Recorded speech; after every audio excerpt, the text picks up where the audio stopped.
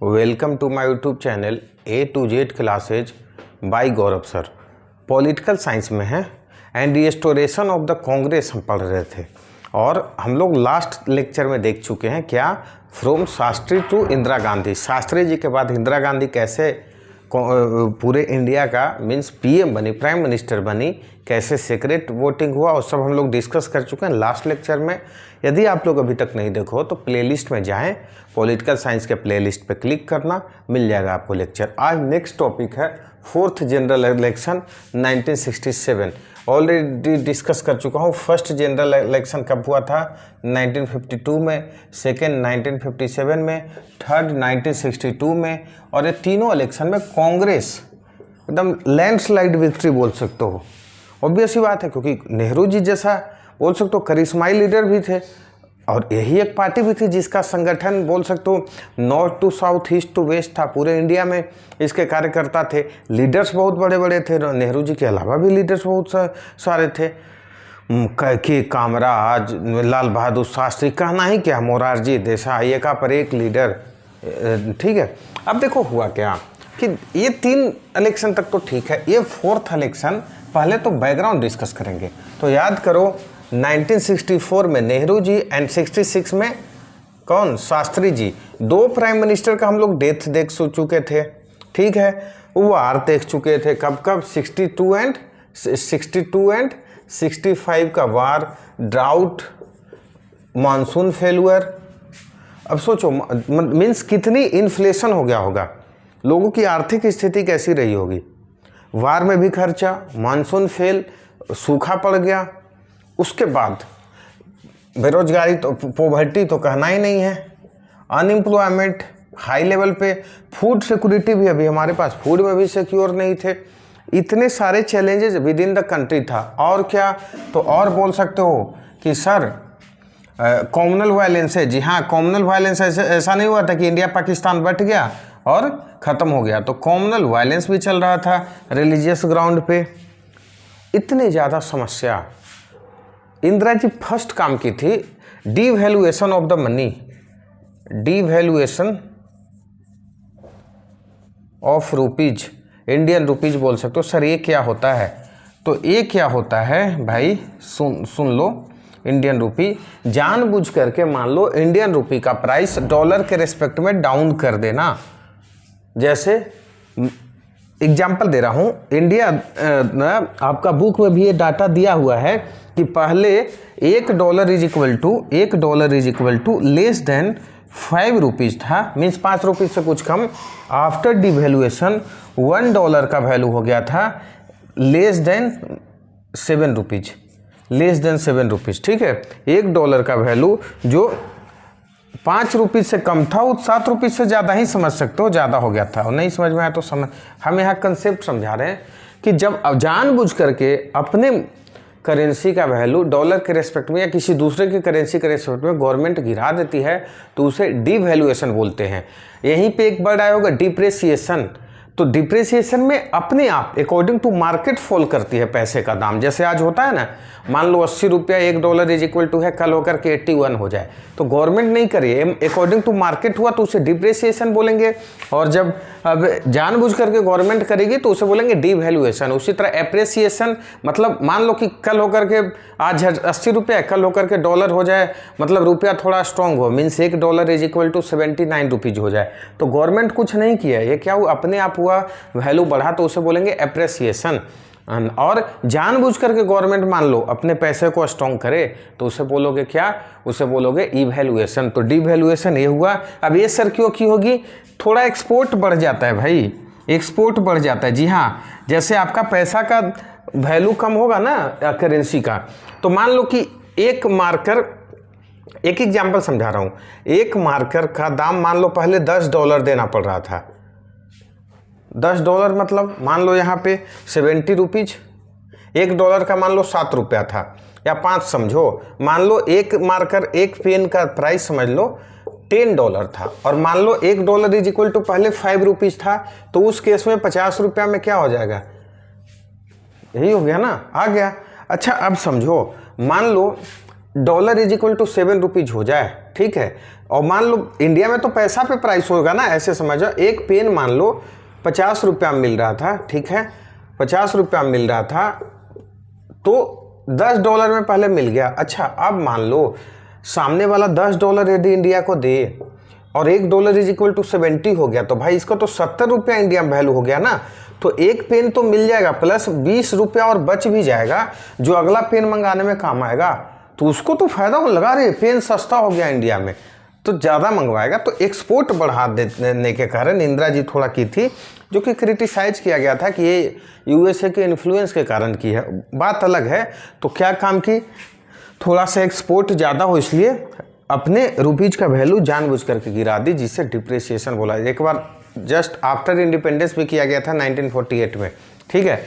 एक काम की और क्या की, ये सब बैकग्राउंड था। प्लस में और क्या हो रहा था, हाँ बताया था लास्ट लेक्चर में कि सीपीआई जो था ना उसमें एक अलग ब्रेक बना, मतलब धारा बना था CPI-ML, ठीक है, एक अलग पार्टी बना। और ये लोग देखना वेस्ट बंगाल से मजदूर आंदोलन भी चल रहा था, नक्सल्स बोल सकते हो जिसे, नक्सल्स मूवमेंट भी चल रहा था इंडिया में।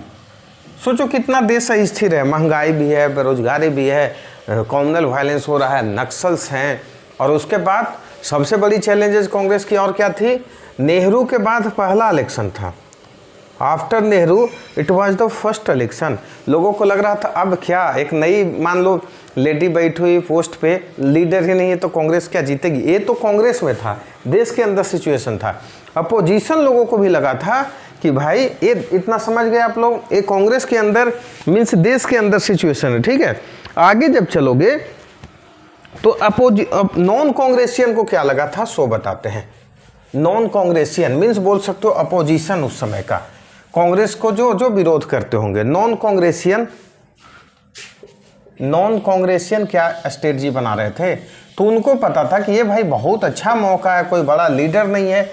और एक लीडर होते थे, ये CUET में क्वेश्चन पूछेगा क्या, नॉन कांग्रेस, हाँ यही है आपका क्या, देखो कि एंटी कांग्रेस या इसी को बोल सकते हो। राम मनोहर लोहिया ने दिया non Congressian theory.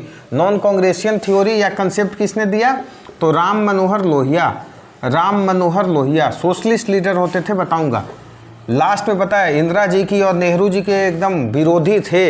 Indira ji को गूंगी गुड़िया इन्होंने ही बोला था प्राइम मिनिस्टर के लिए, ऐसा सब, ठीक है। ये बोले कि भाई देखो हम लोग, ऐसा नहीं कि कांग्रेस नहीं हार सकता है, क्योंकि हम लोग यूनाइटेड नहीं हो इसलिए कांग्रेस नहीं हार रही है।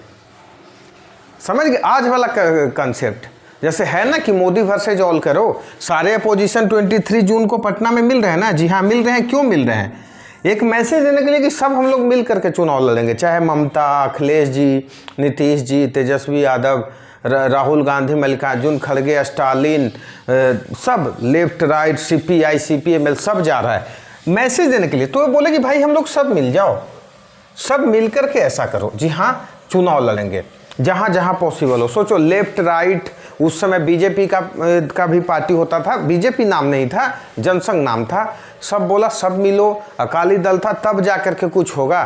तो एक गुलबंदी बना रहे थे, बना भी बहुत हद तक। राम मनोहर लोहिया थे, नॉन कांग्रेसियन क्या कंसेप्ट दिए। हुआ इलेक्शन, क्योंकि इसी समय इन लोगों को लग रहा था कि हम हरा सकते हैं कांग्रेस को।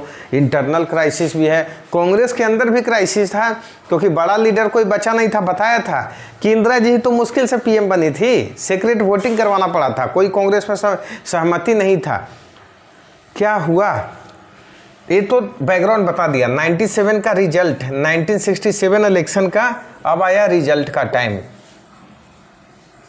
रिजल्ट का टाइम आएगा। कांग्रेस गवर्नमेंट तो बना ली दोस्त, जी हाँ गवर्नमेंट बना ली, लेकिन याद करो अभी भी इंडिया में मेजोरिटी के लिए कितना चाहिए था, 272 MP आज भी चाहिए ना, 543 सीट्स है।